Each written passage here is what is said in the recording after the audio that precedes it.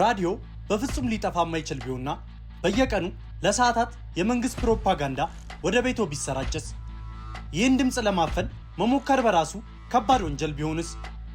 በሰሜን ኮሪያ ይህ የአንድ አስፈሪ ፊልም ሴራ ሳይሆን የተለመደ የህይወት ገጽታ ነው።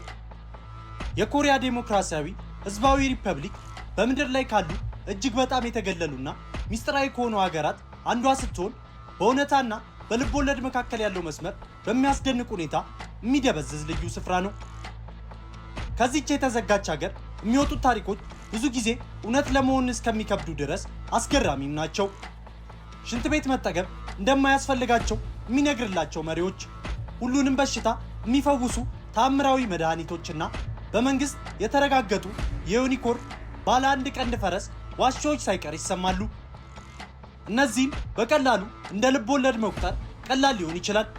ነገር ግን በጥልቀት ስንመለከት ከነዚህ ሳይንሳዊ ልብ ወለድ ከሚመስሉ ታሪኮች ውስጥ አብዛኞቹ አስደንጋጭና በጣም እውነተኛ በሆነው የሰሜን ኮሪያ የኑሮ ስርዓት ላይ የተመሰረቱ መሆናቸውን እንረዳለን።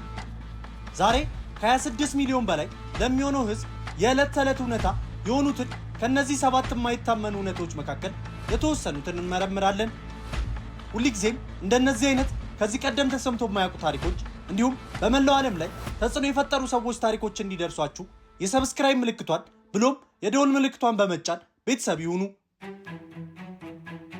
7ኛ ሀገር አቀፍ የአእምሮ ቁጥጥር አውታረ መረብ።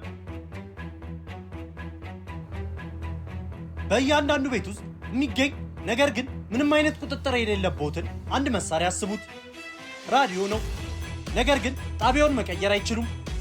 ከሁሉም በላይ ደግሞ ፈጽሞ ማጥፋት አይችሉም። ይህ ሶስተኛው ኔትወርክ በመባል የሚታወቀው እውነታ ሲሆን በእያንዳንዱ ቤት ውስጥ የሚገኝ ድምፅ ማጉያ በቀጥታ ከመንግስት ማዕከላዊ ስርጭት ጋር የተገናኘበት ስርዓት ነው። ይህ ዝም ብላችሁ ችላ የምትሉት በመንግስት የሚተዳደር የዜና ጣቢያ አይደለም። እነዚህ ድምፅ ማጉያዎች በሁሉም ቤቶች ውስጥ መኖራቸው አስገዳጅ ሲሆን የመንግስት ባለስልጣናትም መሳሪያዎቹ በትክክል መስራታቸውን ለማረጋገጥ ከቤት ወደ ቤት እየዞሩ ያረጋግጣሉ። በየቀኑ ለብዙ ሰዓታት እነዚህ መሳሪያዎች በመንግስት የተፈቀደ ይዘትን ብቻ ያለማቋረጥ ወደ እያንዳንዱ የቤት ክፍል ያስተላልፋሉ። ፕሮግራሙ እርስዎ እንደሚጠብቁት ነው። ከገዢው የሰራተኞች ፓርቲ የሚሰጡት መመሪያዎች፣ አብዮታዊ ዘፈኖች እና ስለ ውጭው ዓለም በተለይም ስለ ጠላት ተደርገው ስለሚቆጠሩት አሜሪካና ደቡብ ኮሪያ የተዛባና አሉታዊ ገጽታን የሚስሉ ዜናዎች ናቸው። ይህ ከጠዋት እስከ ማታ ድረስ የስርዓቱን ርዕዮተ ዓለም ለማስረጽ የተደገፈ የማያቋርጥና ሊያመልጡት የማይችሉት የፕሮፓጋንዳ ዘርፍ ነው።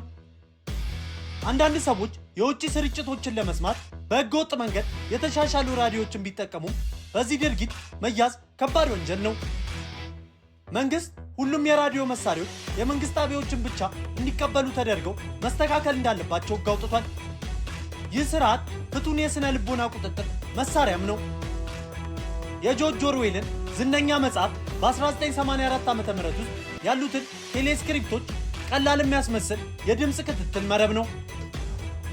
ምንም እንኳን ቴክኖሎጂ የቆየ ቢመስልም በሚያስገርም ሁኔታ ውጤታማ የሆነና ወደ እውነታ የተቀየረ ሳይንሳዊ ልቦለድም ነው።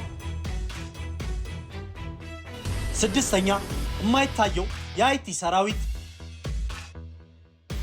በሳይንሳዊ ልቦለድ ፊልሞች ላይ ሰሌዎች ቅርጻቸውን የሚቀይሩ ወይም የማይታዩ ሊሆኑ ይችላሉ። በሰሜን ኮሪያ እውነታ ግን ሰሌዎች የውጭ ኩባንያዎችን በበይነ መረብ ሰርገው በመግባት በመቶ ሚሊዮኖች የሚቆጠሩ ዶላሮችን ወደ አገዛዙ ካዝና የሚያስገቡ የተመረጡ የአይቲ ባለሙያዎች ናቸው። ታዲያ ይህን እንዴት ያደርጉታል? አንድ የሰሜን ኮሪያ ሰራተኛ ምናልባትም እንደ ቻይና ወይም ሩሲያ ባሉ ጎረቤት ሀገራት ውስጥ ሆኖ እንከን የለሽ የውሸት ማንነት ይፈጥራል። የሌሎችን ሰዎች የሥራ ልምድ ይሰርቃሉ። አሳማኝ የሊንክድኢን መገለጫዎችን ይፈጥራሉ። እናም ፍጹም የሽፋን ደብዳቤዎችን ለመጻፍ አርቲፊሻል ኢንተለጀንስን ይጠቀማሉ። ለቪዲዮ ቃለ መጠይቅ ጊዜው ሲደርስ ነገሮችን ይበልጥ አስገራሚ ይሆናሉ። እነዚህ ሰራተኞች ፊታቸውን በሰው ሰራሽ ገጽታ ለመተካት የእውነተኛ ጊዜ ሶፍትዌር እንደሚጠቀሙ የሚያሳዩ መረጃዎች እየጨመሩ መጥተዋል። ይህም ማለት በእርሶ ማያ ገጽ ላይ ያለው ብቁ ገንቢ በእውነቱ የሌለ ሰው ሊሆን ይችላል ማለት ነው።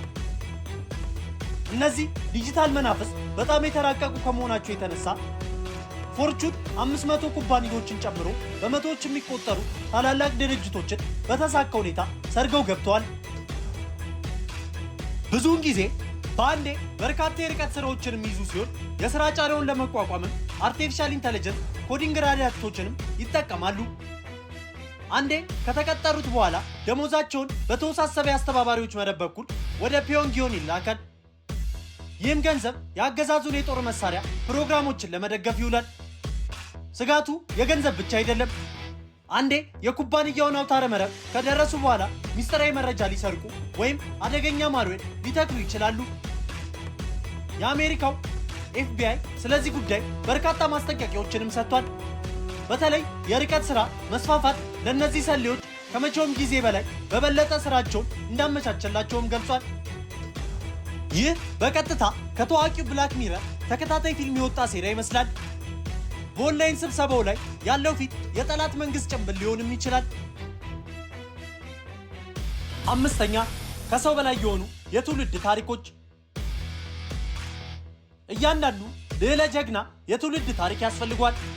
በሰሜን ኮሪያውም ገዢው የኪም ጆንግ ቤተሰብ ከዚህ የተለየ አይደለም። የመንግስት የፕሮፓጋንዳ ማሽን ለማንኛውም የቀልድ መጽሐፍ ሊወዳደር የሚችል አፈ ታሪካዊ የህይወት ታሪኮችን ለመሪዎች ፈጥሯል። እንደ ኦፊሴላዊ አፈ ታሪክ የኪም ጆንግ ኢል ልደት በራሱ ተአምር ነበር። ታሪኩ እንደሚለው በተቀደሰው የፓየክቱ ተራራ ላይ ባለ የእንጨት ጎጆ ውስጥ ተወለደ። በዚያች ቅጽበት ድርብ ቀስተ ደመና ታየ፣ አዲስ ኮከብ ሰማዩንም አበራ። እናም ክረምት በድንገት ወደ ጸደይ ተለወጠ። ሆኖም የሶቪየት ህብረት መዛግብት በጣም የተለየ ታሪክ ይናገራሉ። እሱ በእርግጥ የተወለደው ከ1 ዓመት በፊት በሳይቤሪያ በሚገኝ አንድ መንደር ውስጥ እንደሆነ ያመለክታሉ። ይህ የአምላክ መሰል ትረካዎች ባህል አሁን ካለው መሪ ከልጁ ኪም ጆንግ ኡን ጋርም ቀጥሏል። የመንግስት መገናኛ ብዙሃን ገና በ3 ዓመቱ መኪና መንዳት እንደተማረና በ9 ዓመቱ ደግሞ ተወዳዳሪ የሌለው ጎበዝ መርከበኛ እንደነበር ዘግቧል። እነዚህ አስደሳች ታሪኮች ብቻ አይደሉም። የሰሜን ኮሪያ ልጆች በትምህርት ቤት የሚማራቸው እውነታዎችም ናቸው። የአፈ ታሪክ እንደ መንግስታዊ ሃይማኖት ሆኖ ያገለግላል። ይህም ለመሪዎቹ ለመግዛት የሚያስችል መለኮታዊ መብት ለመስጠት የተነደፈ ሐሳብ ነው። ሟች ሰዎችን ወደ ሌላ ሰብአዊ ፍጡራን በመቀየር የተቀደሰ ዕጣ ፈንታን ለመፈጸም እንደተወለዱም ያስተምራል። አራተኛ ሁሉም ፈዋሽ ኪኒን። ኤድስን፣ ኢቦላን፣ ሜርስን እና ካንሰርን መፈወስ የሚችል አንድ ኪኒንን አስቡት። ይህ በሳይንስ ልቦለድ ፊልሞች ላይ ሊያገኙት የሚችሉት ነገር ይመስላል። ነገር ግን በሰሜን ኮሪያ ኩምዳንግ 2 የሚባል እውነተኛ ምርት ነው። በመንግስት ለብዙ 10 ዓመታት ሲተዋወቅ የቆየው ይህ ታምራዊ መርፌ እንደ ሁሉም ፈዋሽ ይነገርለታል። በመንግስት መገናኛ ብዙሃን መሰረት በልዩ ማዳበሪያ ውስጥ ከበቀለ ጂንሰንግና ከብርቅዬ የምድር ንጥረ ነገሮች በተጨማሪም ጥቃቅን የወርቅና የፕላቲኒየም መጠን ተቀላቅሎ የተሰራ መድኃኒት ነው።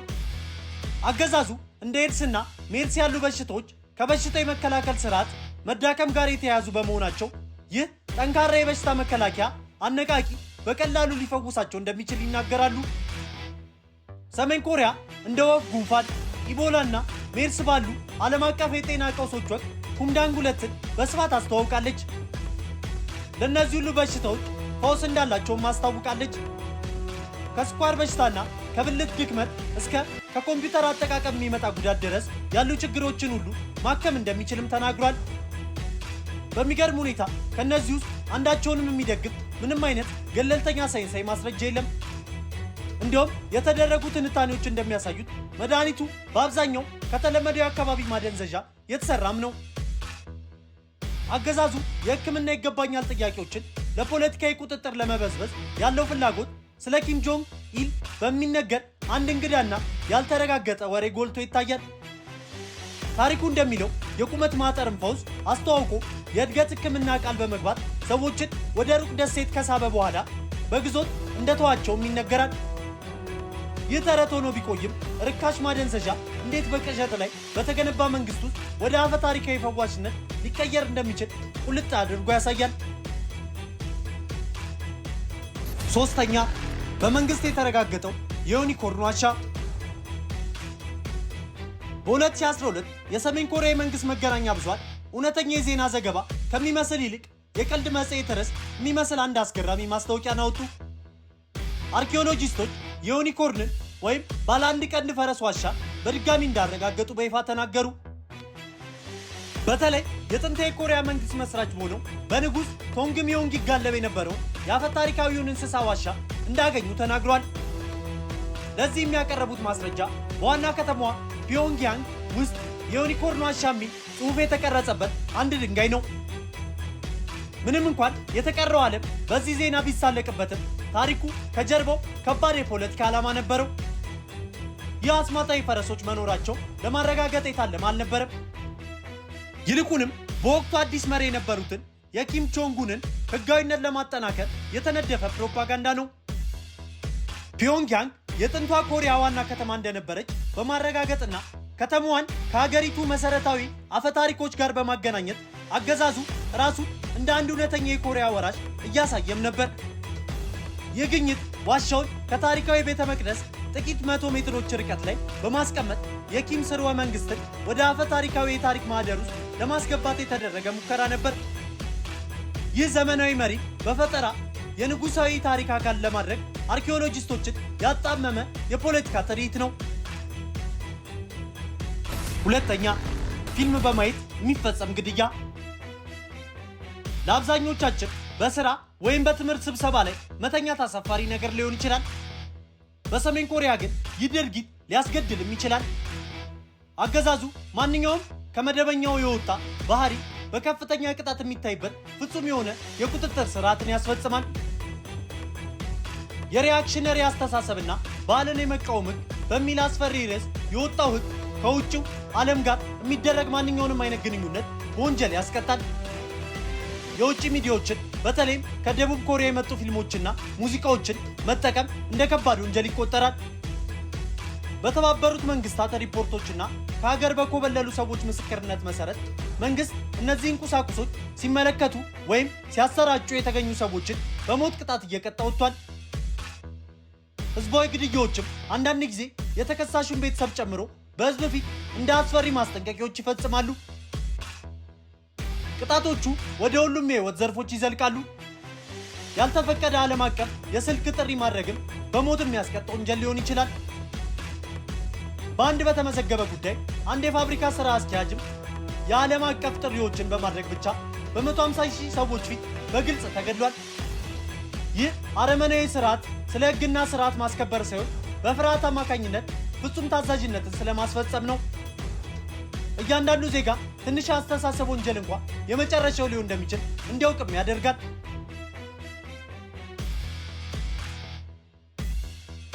አንደኛ፣ የአምባገነኑ የሀብት ዋሻ።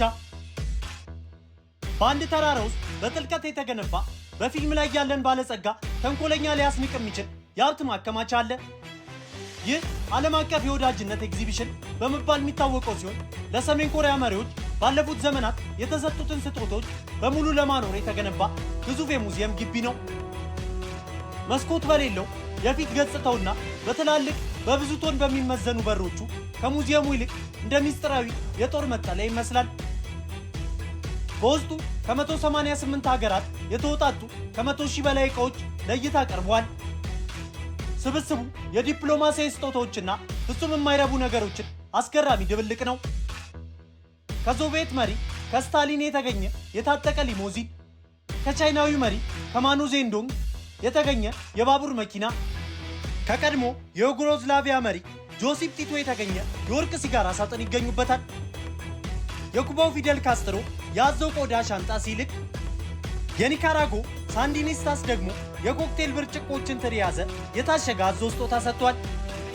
እናም ነገሩ ይበልጥ ይገርማል። ከቀድሞ የሮማኒያ አምባገነን ኒኮላይ የተሰጠ የድብ ራስና በቀድሞ የአሜሪካ የውጭ ጉዳይ ሚኒስቴር ማርሊን ኦልቤራይት የቀረበ በማይክል ጆርዳን የተፈረመ የቅርጫት ኳስም ይገኛል። ለአገዛዙ ይህ ኃይለኛ የፕሮፓጋንዳ መሳሪያ ነው። ጎብኚዎች ስብስቡ ዓለም ለመሪዎቻቸው ያለውን ወሰን የለሽ ፍቅርና አክብሮት ማረጋገጫ እንደሆነ ይነግራቸዋል። በእውነቱ ግን ይህ የተዘረጋው መንግስት ባለፉት ዓመታት ያቆያቸውን እንግዳ ግንኙነቶች የሚያሳይ አስገራሚ ሐውልት ነው።